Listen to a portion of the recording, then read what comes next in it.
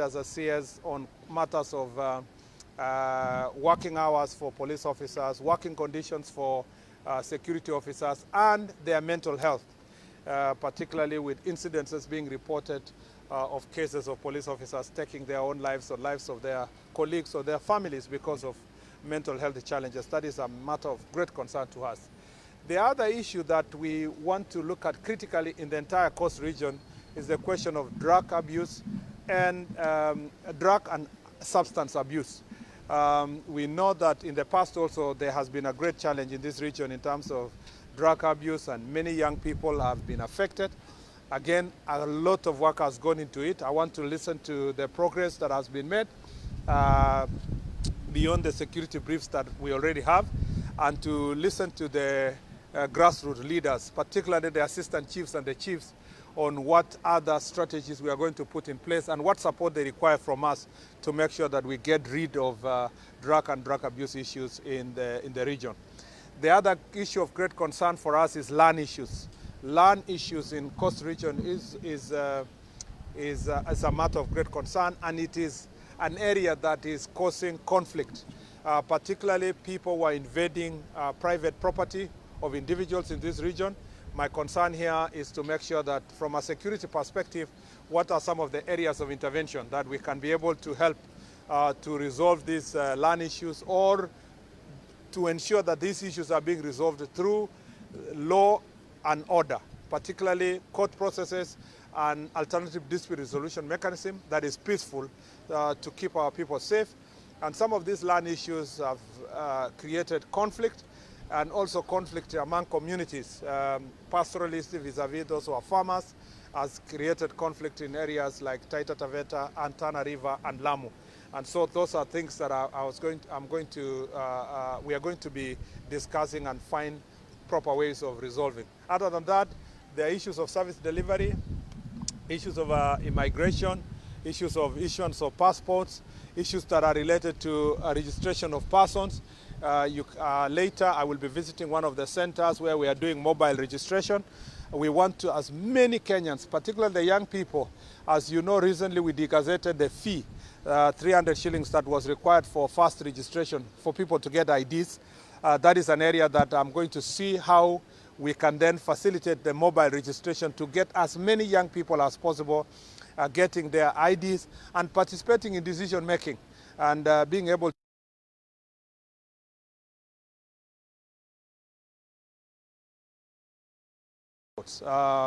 I will be inspecting later the registration office for immigration and see about issuance of passports. As we promised, maximum 7 days. When you apply for passport, you must get your passport. Maximum 10 days. If you apply for ID, you must get your ID. I want to see how we can ensure that service delivery is in these sectors is guaranteed.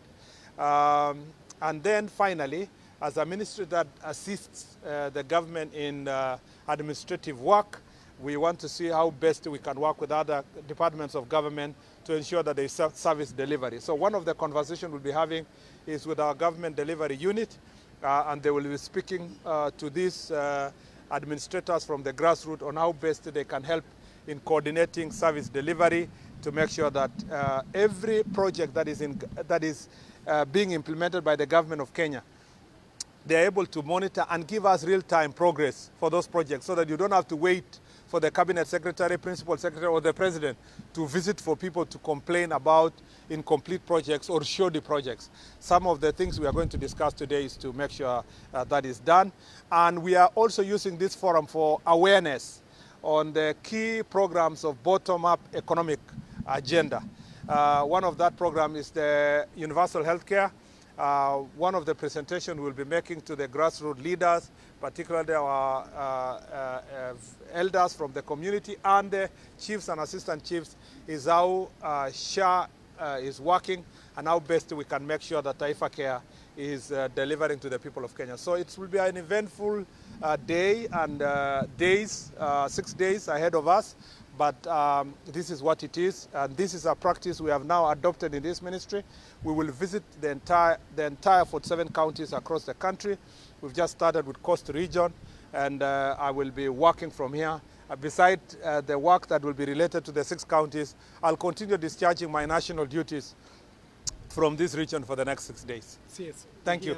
Regarding border security, yeah. We hear that the chiefs who are abducted in Mandera have been released. Can you comment? Yes, thank you very much. We have very good news that our chiefs that were abducted in Mandera have been released, and they are now in the hands of Kenyan officials, and they will be arriving home anytime soon.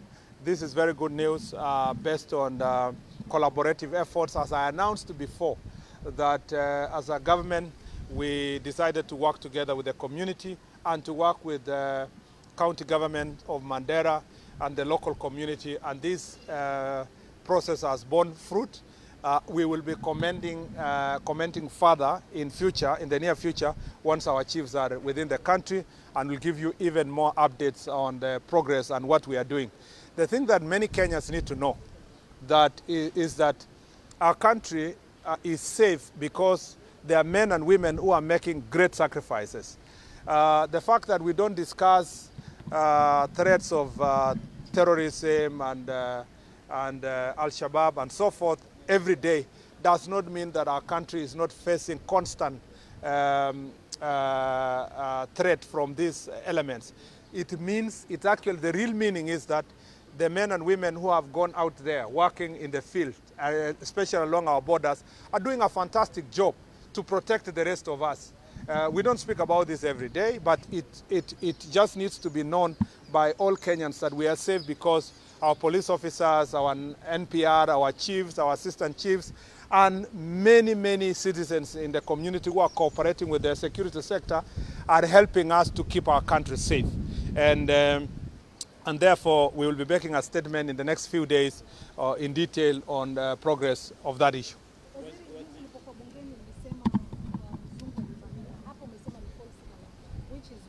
Umesema? Ulipokuwa bungeni juzi, uliungama kuwa there's a tourist who was attacked.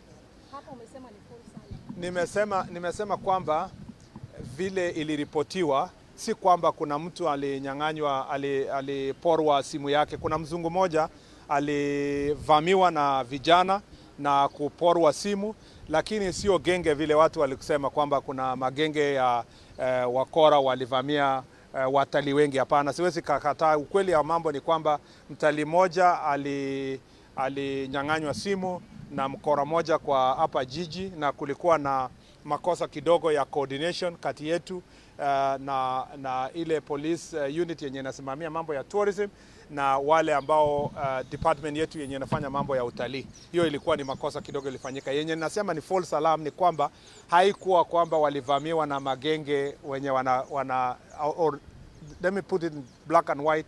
It's not that they were actually attacked by panga boys with a gang approaching the tourists. No, that was not the case. It was just a case of the usual pickpocketers and thieves who try to steal from tourists. Of course, we don't want such incidents to happen. But I want to appreciate the media houses. Most of the media houses carried out the story accurately with national interest at heart. You know, there's just a few people here and there who reported it sensationally in a manner that would scare our tourists when the situation was not at the scale that was sensationalized. Yes, it's ongoing, not yet arrested. The suspects are not yet arrested, but again, our regional police commandant will be making reports in the few days, and if it happens at the time we are here, we will let you know. Last question. Pardon? Si tuseme ya Mombasa hapa ndio tusichanganye na mambo mengine. What I want to say generally is that part of the reason why we are dealing with gangs here is to make sure that there is no place in the Republic of Kenya where we will allow any goons or gangs to invade any facility, whether it's a church, whether it is a school, whether it is a street.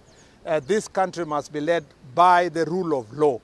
And injustice anywhere is injustice everywhere. We are not going to allow extrajudicial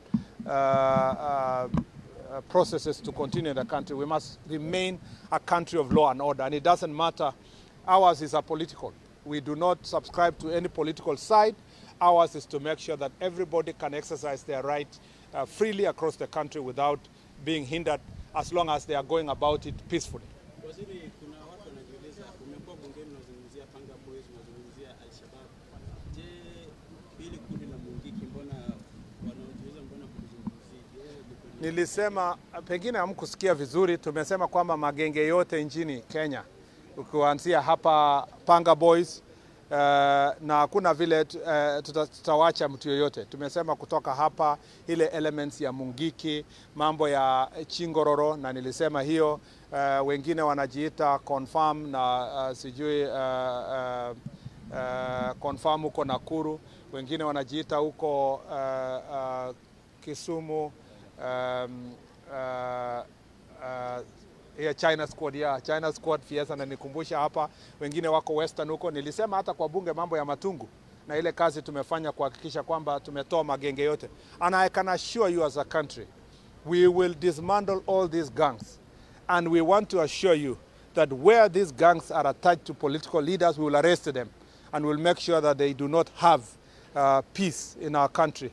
We want to instead to channel our youth to other government programs, housing, ICT hubs, among other interventions, including some of them to go back to TTIs. And I'm very happy with some county governments, including here in Mombasa, who have given these young people alternative training facilities to and support, financial support and bursaries, including members of parliament who have supported some of these young people to go to colleges and schools and TTIs so that they can get themselves something else to do than involving themselves in crime. We will speak more after the session. Thank you.